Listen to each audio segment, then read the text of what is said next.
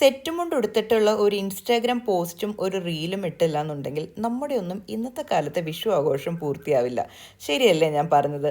പണ്ടൊക്കെ ഇത് നമ്മുടെ ഒരു ട്രഡീഷണൽ കോസ്റ്റ്യൂം ആയിരുന്നെങ്കിൽ ഇപ്പോഴൊക്കെ ഇൻസ്റ്റാഗ്രാമിൽ വിഷു ഒക്കെ ആയിക്കഴിയുമ്പോൾ അല്ലെങ്കിൽ ഓണമായി കേരളത്തിൻ്റെ ട്രഡീഷണൽ വെയർ ആയിട്ടുള്ള ഒരു സെറ്റ് സാരിയോ സെറ്റ് മുണ്ടോ എടുത്തിട്ടുള്ള ഒരു പോസ്റ്റോ അല്ലെങ്കിൽ ഒരു റീലൊക്കെ മസ്റ്റാണ്.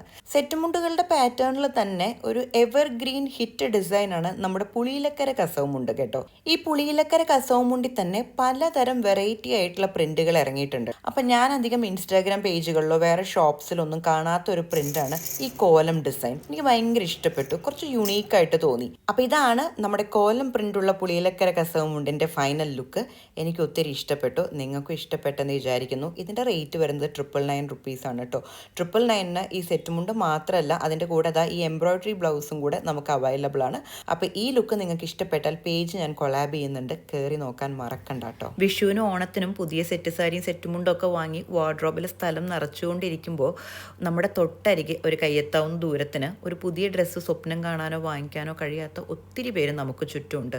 അപ്പം നമുക്ക് ആവശ്യമില്ലാത്ത കഴിഞ്ഞ വർഷം വാങ്ങിയ സെറ്റ് മുണ്ടോ സെറ്റ് സാരികളോ ഉപയോഗപ്രദമാണെങ്കിൽ അവർക്ക് കൊടുക്കാനായിട്ട് ശ്രമിക്കണം കേട്ടോ. ഇതെൻ്റെ ഒരു ചെറിയ